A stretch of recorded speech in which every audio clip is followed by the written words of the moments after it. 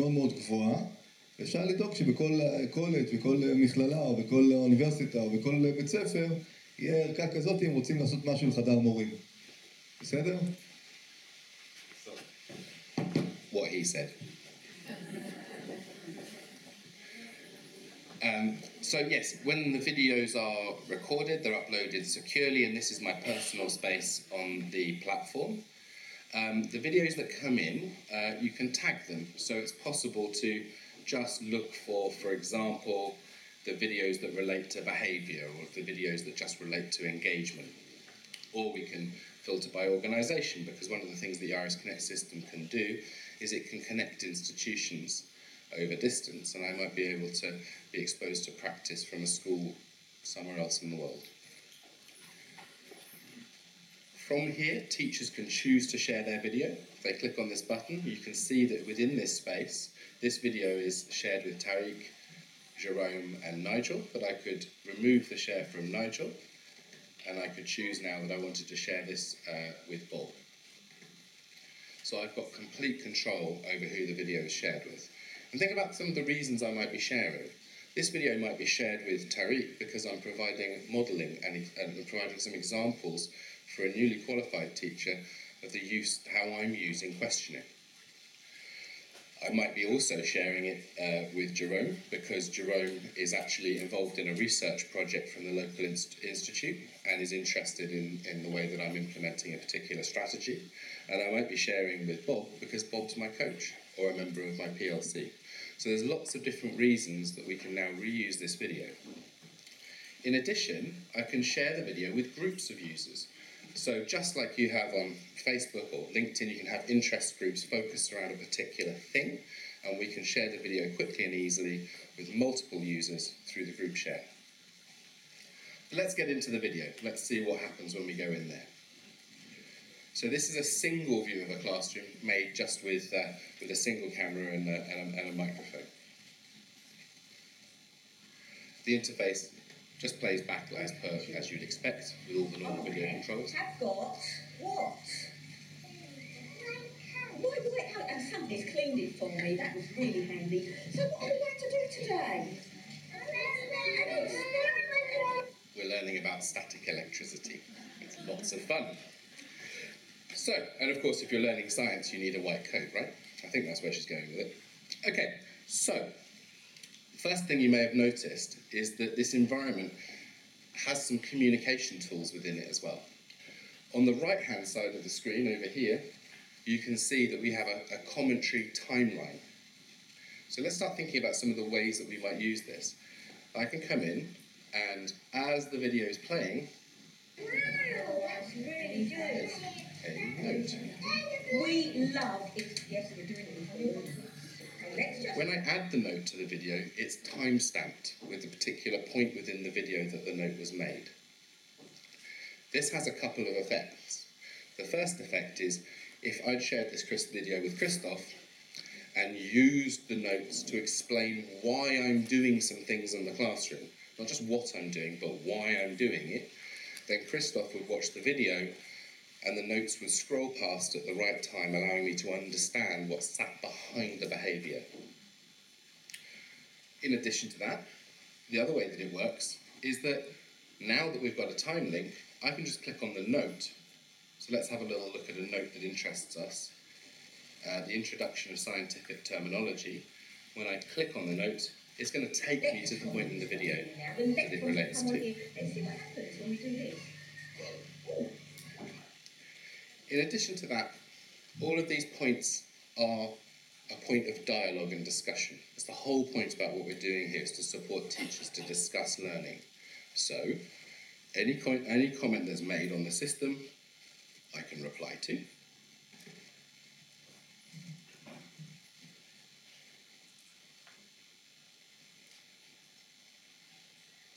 And that reply is added to the timeline of the video as well. So we can start building up a conversation between teachers linked to a crucial moment in the lesson.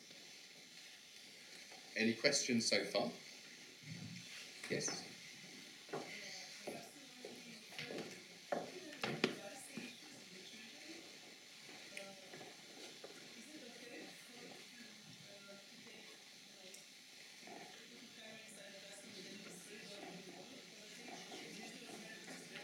So the first thing to remember is that the video isn't being spread all over the world. This particular video we've got explicit permission from parents to share this video with you. So most videos, the ones that don't get that kind of permission, are only accessible by the teacher who recorded it or by within the school that the teacher is based within. That's the first thing.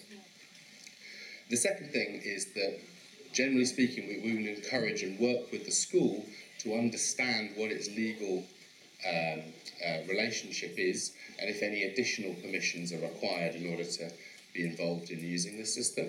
And we have extensive, we've 80,000 users, 25 countries, not one incident, because we're really good at this, it's what we do. Other issues, for example, when you look at privacy here, if I click on privacy and click on cartoon, it's going to turn this video into a cartoon. It means, if I come on here, this one's already been turned into a cartoon.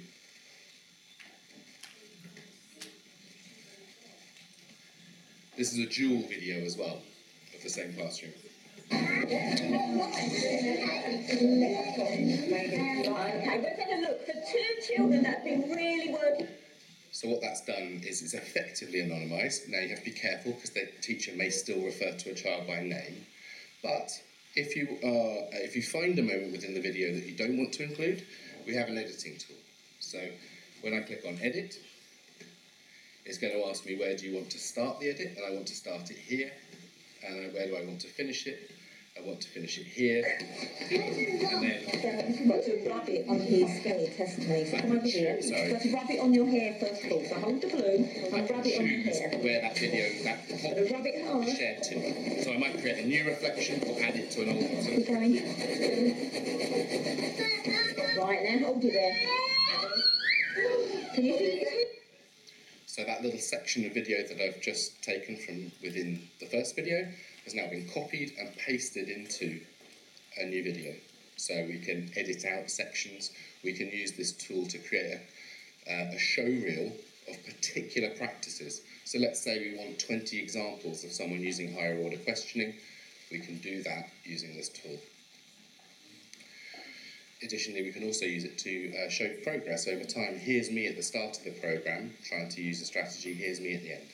So that gives me another tool.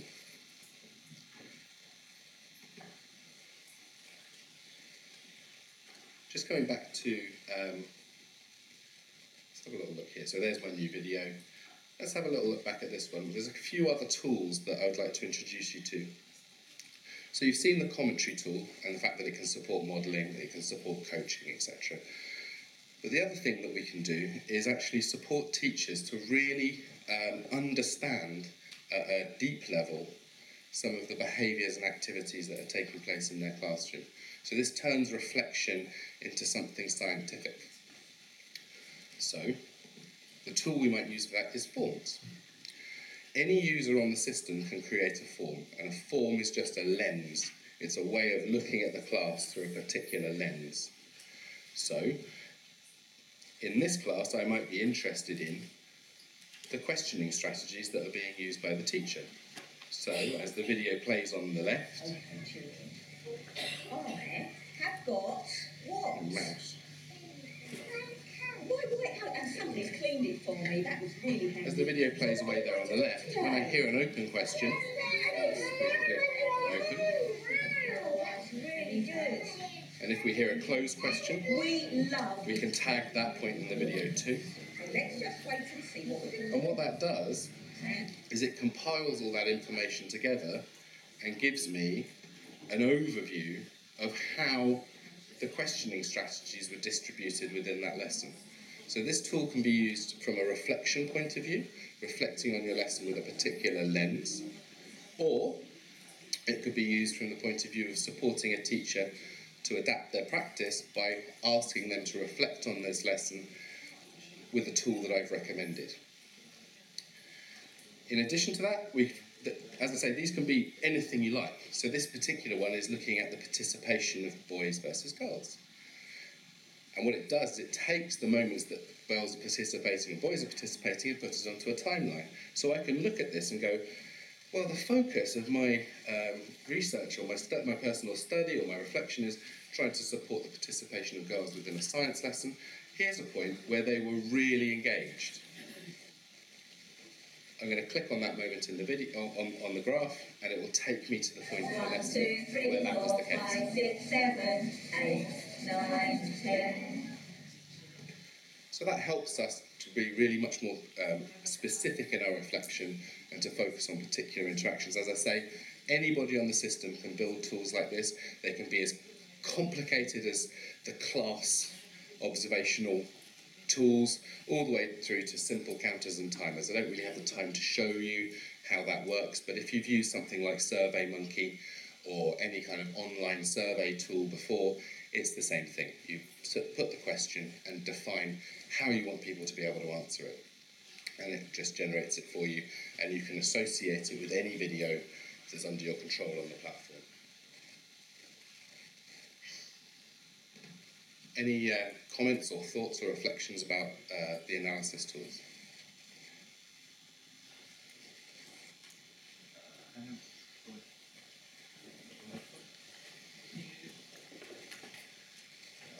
It's very easy to edit and make your own survey.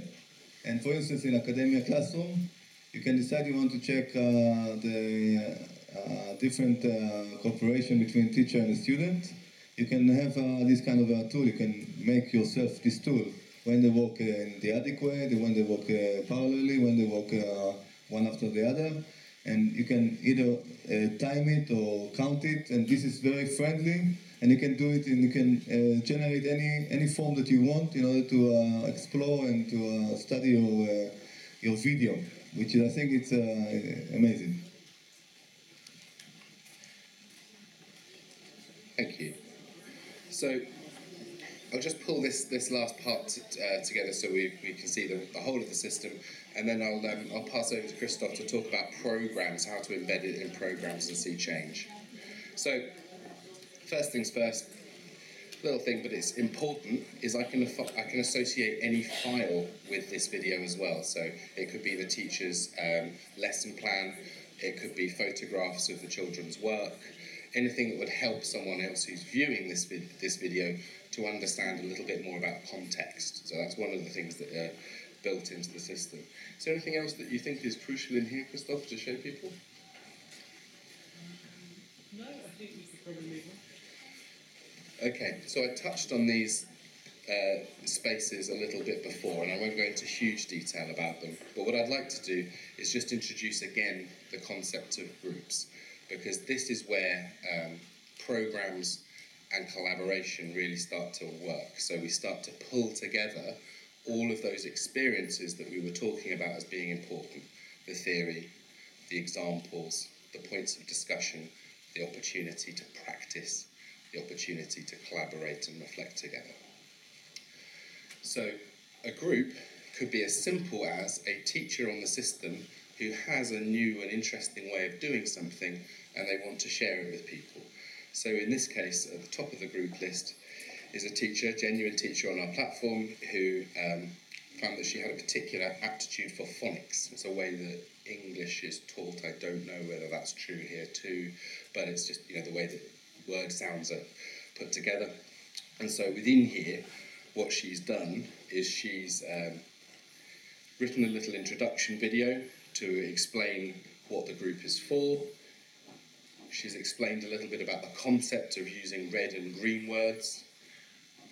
And then what she's done is she's provided 3 lessons over the course of a term and shared those alongside its aim, some of the considerations within there, and then a cartoonised video of her classroom demonstrating her using that strategy.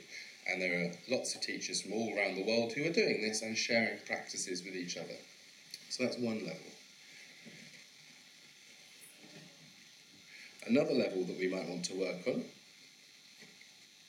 would be just a very simple thing. I might make a group, add nobody else to it, and just share example videos from my practice and build a portfolio within there that then I could add a tutor at university too, and they can come in and provide me with some support and guidance. Then there's this next level up. You know, we could create groups within schools for specific projects to support the collaboration within those projects.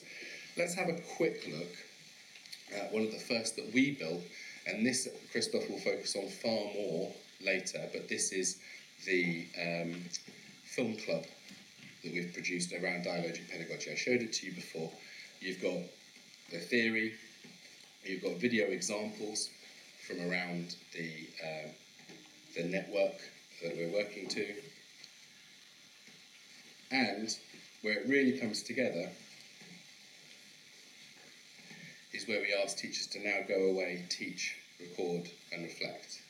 So if teachers want to and they want to participate more than just watching the videos, then they can have the app on their phone, go away and record their lesson, but focus on some aspect of that lesson that relates to dialogic pedagogy. So, for example,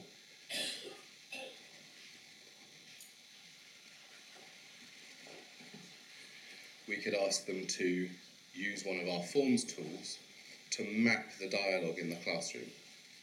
So we might be interested in the patterns of discourse within the classroom. They can watch their video back, but look at who's talking, how is participation being shared, all these sort of questions as part of their own reflection.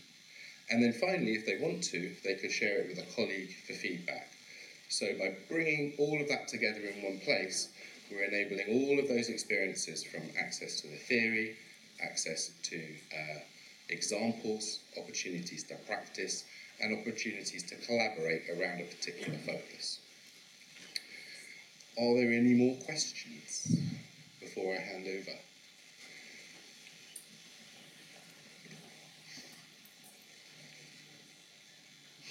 And you have another 10 minutes, and then we'll have to conclude with questions. Yes, of course. It was very inspiring and very inspiring. And I was thinking, how do you get teachers to use the platform, to expose themselves to others? Or... Well, you couldn't have written the segue better. Christoph, we have very little time, but I wonder if you might be able to provide a quick overview. I believe it's, did you say 10 minutes that we've got before we have to... We'll conclude with questions and then, but... How long do we have for questions after? 15 minutes. Okay, so probably got a little bit longer. Okay, so the question was about how do we actually get teachers to use this system, and I guess the simple answer to that is that we aren't just software developers and producers. We don't just give schools the technology and leave them. We are first and foremost educationalists, and we have a deep understanding and appreciation of the need for change management. So we work with individual schools, individual teachers, and large organisations to help manage that change process. And we do that in many different ways.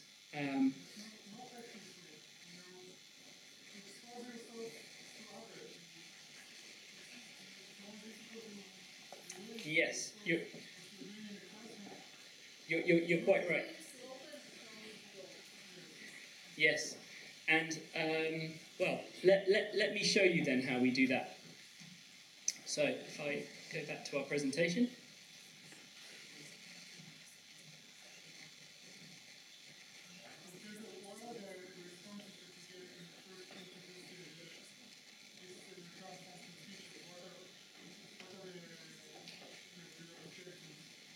Yeah.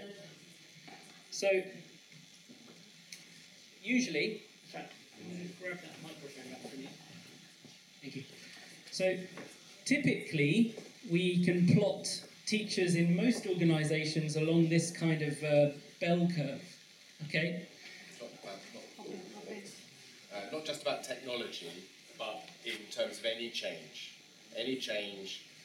within any population, you will see roughly this bell curve.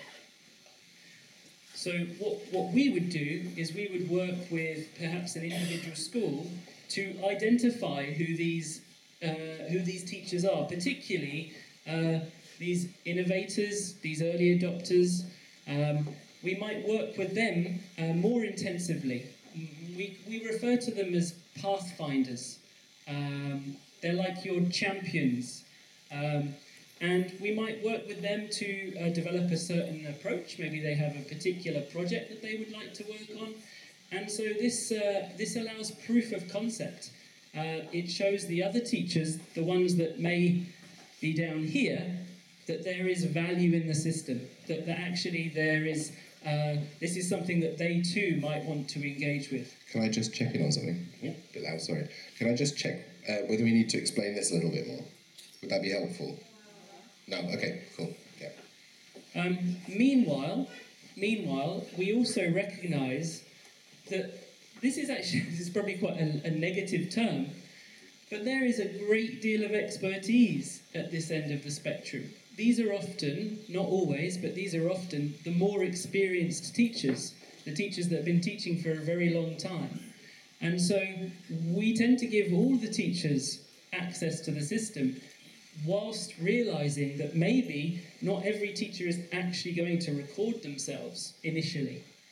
But they still can be part of the discussion, like the discussion we just had at the very start of today. They can still be part of that process. So although, yes, we're using technology, we're not saying you only must use this technology. This is just part of a cultural shift, a different approach to professional development, one which is based around dialogue, communication, collaboration, the sharing of ideas, the sharing of knowledge. And so we accept that it's not a quick fix. You know, this is not what we refer to as a silver bullet, a magic pill. But it's something that over time we can develop and use really very effectively, and eventually cross what we call this chasm. We can start to onboard the other teachers. Are you going to talk about, sorry, because we're out of order, are you going to talk about Film Club to do that? Or? Yeah. So, as I said, culture is crucial, and we have developed not just our knowledge and our expertise as an organisation when we consult with schools, but also we've developed content on the platform which we think and we're confident helps with that cultural shift. We know that in schools where there is an atmosphere of support, trust and feedback, that leads in itself to better outcomes. And the evidence, as supported by research by Kraft and Pape, also reflects this. So the technology can act as a catalyst for this cultural shift. And that doesn't necessarily mean that all of the teachers every day are going to be recording themselves. And we have seen this in a number of our organisations that we work with.